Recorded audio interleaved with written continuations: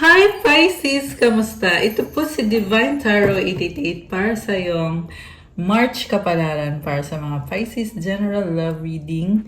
So, hindi po ito sa lahat magre-resonate. Okay, tingnan natin ang energies connected sa iyo ngayon. Comment present para alam kong nanonood kayo.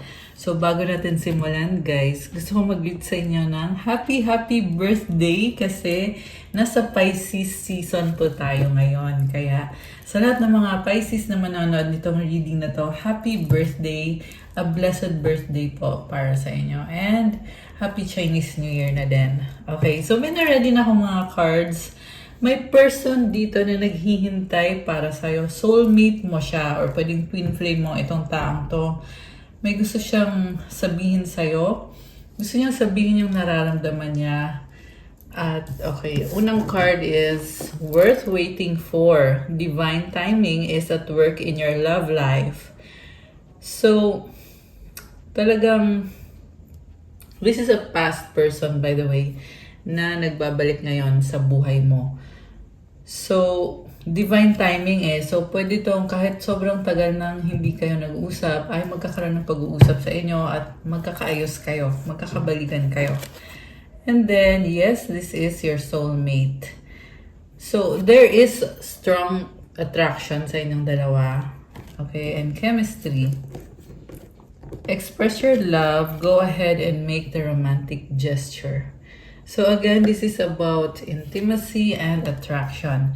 So remember also na Mercury retrograde po tayo ngayon, guys. Kaya, tsaka meron ding lunar eclipse So, intense yung energy.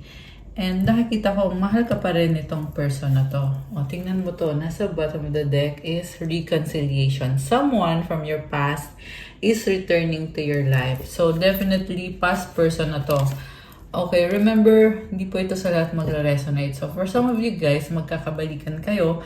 And for some naman, magkakaroon ng pag-uusap. Not necessarily magkakabalikan, pero definitely, this is your past person na gusto magkaroon ng reconnection sa inyong dalawa. This could be the one. You've already met the romantic partner you seek. Okay. So, nakikita ka niya as the one para sa kanya. Separation, time apart from your partner is on the horizon. So, ito na nga, mukhang matagal kayo hindi nag-usap. So, feeling mo, marami ka nang hindi alam sa kanya kasi walang pag-uusap, walang connection. Okay? Yung iba sa inyo, guys, nagkaroon na ng kasalan or ikinasal kayo dati sa taong to, or kung hindi man kasal, nagkaroon na kayo ng special na connection or relationship. So, love yourself first. Your self-respect makes you more romantically attractive. Alam mo, nakikita niya na mahal mo yung sarili mo, kaya lalo din siyang na-attract sa'yo. Ayan love yourself first. So, you are romantically attractive para sa kanya. Parang hindi ka niya matiis. Para kang temptation sa kanya. Okay. Temptation in a sense na meron kasing attraction Okay. Ano pong mga energies connected sa inyo? Nurture. Nurture your relationships like blooming flowers, they'll flourish. So, gusto ka niyang alagaan na parang flowers na sobra kang precious sa kanya. Very delicate ka para sa kanya. So, also yung energy nitong person na to ay sobrang maalaga. Okay. Relax. Find joy in the simple pleasures of just being together. So, gusto niya makipag-date sa'yo, makasama ka, at mag-relax. Mukhang komportable kayo sa isa't isa. Adventure, seek adventure together. It adds excitement to your journey. Okay. Pero may nakita din akong pagtalikod. So, mukhang tinalikuran mo siya in the past.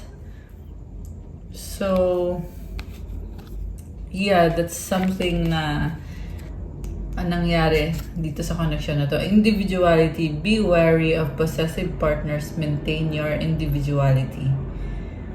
Okay. So, gusto mo maging malaya. So, ayun, may airplane. Kung naririnig niya yun, guys.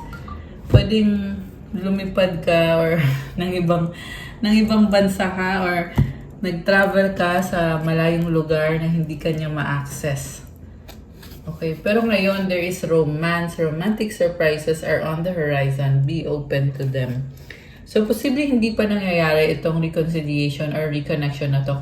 Kaya sinasabi dito na be open to them. Kasi anytime pwede itong mangyari. Pero yung iba sa inyo ay meron na talagang reconciliation na nangyayari. Kaya i-comment nyo dyan, guys, kung kayo ba itong nasagap natin sa reading natin today. Nga pala, pa-like po ng video, pa-subscribe kung bago kayo dito, i-comment nyo para ma-acknowledge nyo na kailangan nyo ng gabay at masagap natin yung kwento ng buhay nyo sa mga readings na ginagawa natin. At kung hindi naman po kayo interesado sa ganitong klase ng video, ay huwag nyo na pong panoorin. Okay? So, tuloy natin yung reading. Gusto kong tingnan ngayon from the tarot cards kung ano ba ang intensyon nitong person na ito sa'yo at kung ano pa ang paparating. So, alisin ko muna tong mga cards dito. Ayan! So, ito na. Tingnan natin. Anong intensyon sa'yo nitong person na ito? Anong nararamdaman niya? Well, definitely, una sa lahat talagang attracted siya sa'yo. Yeah. And gusto kanyang makasama, makita. Okay. Tingnan natin, guys.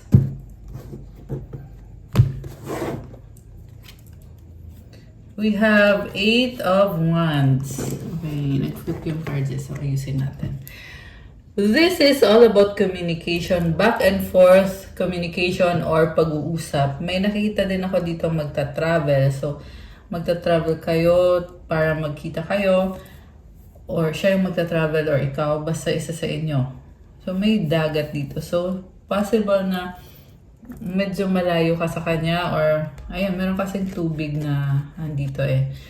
So, pwede din yan connected sa emotions.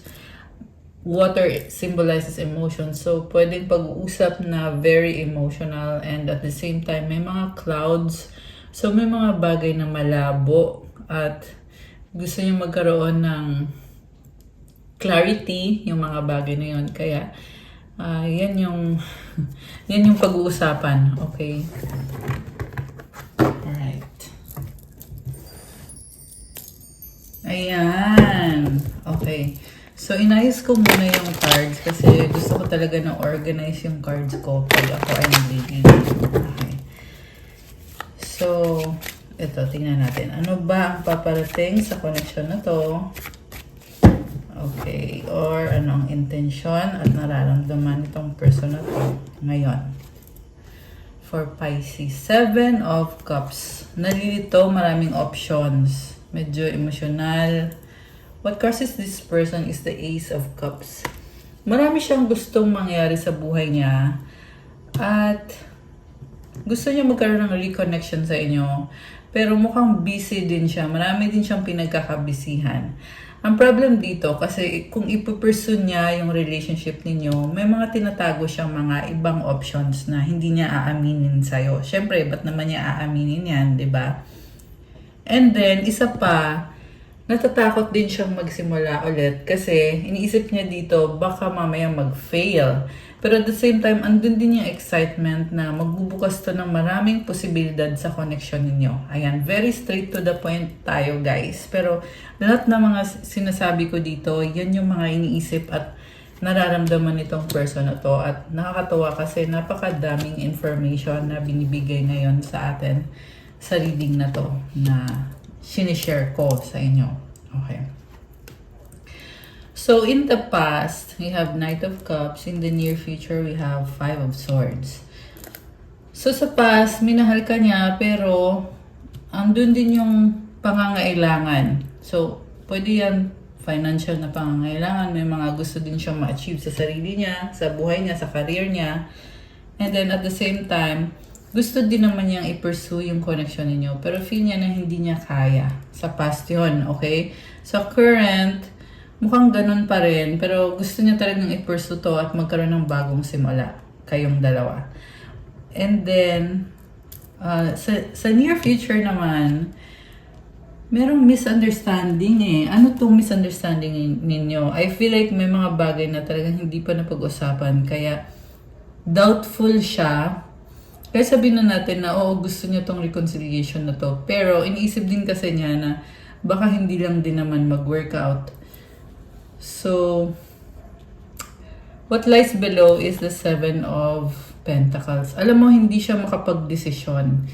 And what lies above is the Nine of Wands. Mukhang binlock mo to or kasi matigas ang ulo nitong taong to. Sa nakikita ko, gusto niyang magkaroon ng sort of dominance sa connection ninyo. Kaya, medyo controlling yung nakikita ko sa person mo. Okay? So, dahil controlling siya, natatakot siya na baka mamaya hindi niya magustuhan yung kung anong mangyayari. Natatakot siyang mawalan ng control, in other words. Baka may kadikang fire sign, Aries, Leo, Sagittarius, although this can be any sign. Lahat ng signs andito, malakas din dito si water signs, Cancer, Pisces, or Scorpio. Okay. And then, we have Seven of Wands. Okay. Mahal ka niya, sabi dito, pero, sa totoo lang, may trust issue kayo sa isa't isa. Okay? Kasi sinasabi dito, wala siyang trust sa'yo. Kasi hindi ka open sa kanya or marami kang tinatago sa kanya. So, feeling niya, baka mamaya pag nag-invest siya masyado sa'yo, baka masaktan siya. Kasi ganito kanya tingnan ngayon, Seven of Swords. So, may sinabi ka or may ginawa ka na nakikita niya sa'yo na hindi ka serious sa kanya. So, iniisip niya kung hindi ka serious, then, baka nga hindi to mag-workout. Okay, pero kasi gusto ka niya eh. Andun yung intention niya talaga na magkaroon ng relationship kayo or mag-reconcile kayo. Kasi ito yung nararamdaman niya ngayon. Queen of Cups, gusto ka niya makasama ngayon. Grabe. Sobra kang mahal nitong taong to. As in, nakikita ka niya as the one na happiness niya. Para kang trophy girlfriend, trophy wife, someone na feeling niya achievement sa kanya pag andyan ka sa buhay niya. Sobrang proud siya sa'yo. Okay.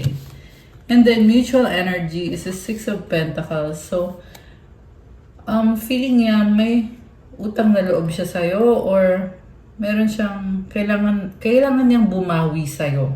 Okay, tingnan mo, binibigyan ng coin, di ba? Pwede itong literal na may pagkakautang siya sa'yo. Okay?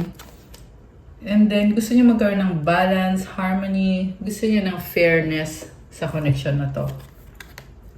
The outcome is the Ace of Rods. This is all about attraction and following their heart. Gusto niyang i-pursue yung connection ninyo kasi ito yung talagang calling sa kanya or ito yung gusto niya talagang i-pursue or gusto niya mangyari ngayon sa buhay niya. Grabe. Sobrang kang special para sa kanya, Pisces. So, siya din naman, marami din siyang hindi sinasabi sa'yo. Oh, tingnan mo, andito si High Priestess. So, advice lang. May advice agad. Kasi nakikita ko dito, may doubt siya sa'yo eh. Kaya din siya, natatakot na din siya mag-open up. Kasi nakikita niya sa'yo na parang hindi ka sure sa kanya or baka kasi may iba ka na or nag-iba na yung pakikitungo mo sa kanya, nag-iba yung ugali mo.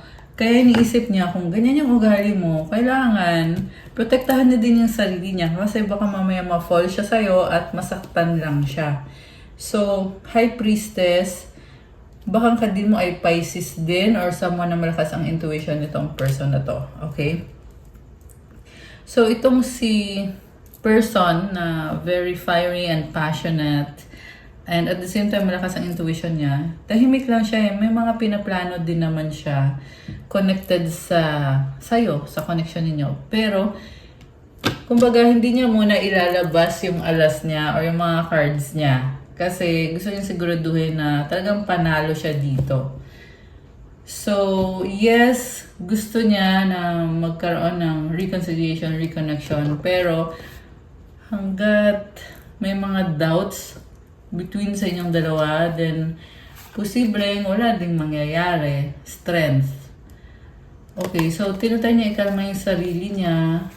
Oh, the devil and the wheel of fortune.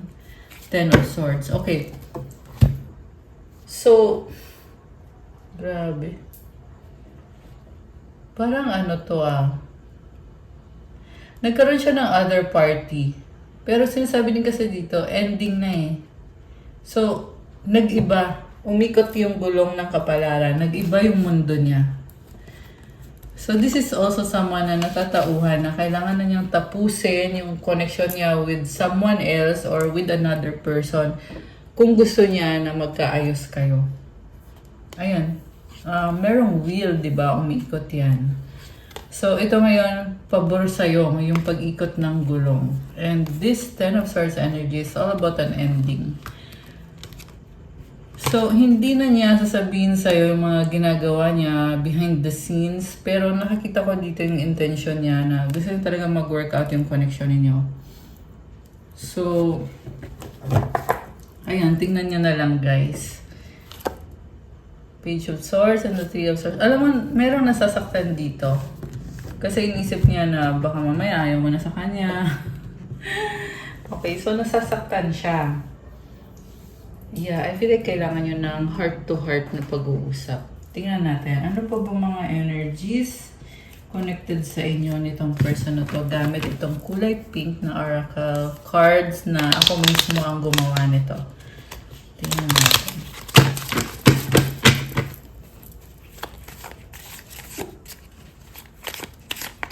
Okay. Oh, cheating, third party. O, diba? Ikaw pa rin, I still love you. Okay, nag-cheat siya sa'yo, pero mahal ka pa rin niya. Grabe. Sobrang straight to the point yung message. Yun na nga eh. Yun na nga yung nakita ko din sa cards. Crowded, magulo. Mutual understanding, single. Okay. Romance, passion. Diba? So, this person is strongly attracted sa'yo. At tumalon itong isang to. Sabi dito, mahal kita, I love you. I feel like hindi pa niya to nasasabi sa'yo kasi baliktad yung card eh. Paulit-ulit sa isip. I need help, codependent. Flirting, malandi. In a relationship. Grabe. So, may nakita ko dito guys na mag-ingat kayo kasi merong malandi. Okay? Remember, this is a general reading. Hindi ko sinasabi na ikaw to mismo. Okay? Kasi hindi sa lahat to magre-resonate. You can book a private reading with me kung gusto nyo ng reading na ikaw lang or yung sigurado ka na ikaw yon. Pwede naman. So, may bayad yun pag private reading. Pero, meron actually tayong Chinese New Year na promo. So, i-message niyo ako kung gusto niyo i-avail yun. I will give 15 to 20% discount para sa aking mga subscribers dito sa YouTube. Ayan, so mamaya, I will announce that after ng reading. Okay? So, matigas ang ulo, stubborn. Walang pag-asa. Nag-iisip, moving on by. Grabe, parang mapilit siya. Yes, yes, yes. Nahihiya siya. Wrong time, not yet. Parang nagmamadali yung energy. Umaapoy, love, passion. Diba? Very passionate. Talagang umaapoy. Okay, so gusto kong tingnan yung mga mensahe ng mga angels mo para sa'yo, Pisces. Okay, ano ba ang mensahe? Okay, we have 2-2 balance. Now is the time to take inventory of your feelings. Are there any feelings of imbalance or resistance? Divine whispers are here to remind you that the alignment that you seek also seeks you. Breathe, rest, and reset. Affirmation, what feels peaceful and calm easily finds me as I restore the balance within me. Okay, so mukhang pinaprocess mo yung emosyon mo, yung mga ginawa mo sa past. So, sinasabi dito, kailangan mo din magpahinga at kumalma. Okay, yan ang kailangan mong gawin ngayon, Pisces, habang ina-analyze mo yung mga nangyari sa past at kung ano yung mga gusto mong mangyari in the near future. Okay. Isa pang message or advice para kay Pisces. Kasi Pisces season ngayon. Kaya bigyan ko kayo ng extra card. Okay, self-sufficiency. The ultimate self-sufficiency is relying on God. It doesn't mean hiding in a cave and saying, I don't need people. Instead, it's saying, God is my source and I'm willing to receive all the help, love, and support that wants to come. So, mas gusto mo mag-isa kasi mas nakakapag-focus ka kay God. And okay lang daw yun kasi actually sabi dito, meron siyang ibibigay sa'yo na mga tao na tutulong at susuporta para sa'yo at ang gagawin mo lang is tanggapin yung mga taong yun kasi blessing yan ni God para sa'yo. So, rely on God kasi ang dami niyang ibibigay para sa'yo. Dahil din yan sa mga sacrifices na ginagawa mo. Ayan, I love it. Also, sinasabi din dito, ayun na nga, gusto mong pag-isa kasi ang lakas din ng intuition mo at nakakatanggap ka ng mga intuitive download or mga messages. Lalo na kapag ikaw ay mag-isa. Ayan. Okay guys, that's all for your March love reading for Pisces. Please like, comment, subscribe, hit the notification bell. And about the private reading, pwede nyo i-avail yun. I'll give you 15 to 20% discount sa mga subscribers dito sa YouTube channel ko. So, i-message nyo ako sa Viber or sa WhatsApp to avail the private reading with discount. So, nasa description box po yung Viber ko tsaka yung WhatsApp. So, tingnan nyo po dyan yung contact number ko for Viber or WhatsApp. Thank you so much, Pisces! Have a good day. God bless you. Stay safe. Happy birthday. Happy Chinese New Year sa lahat. Bye!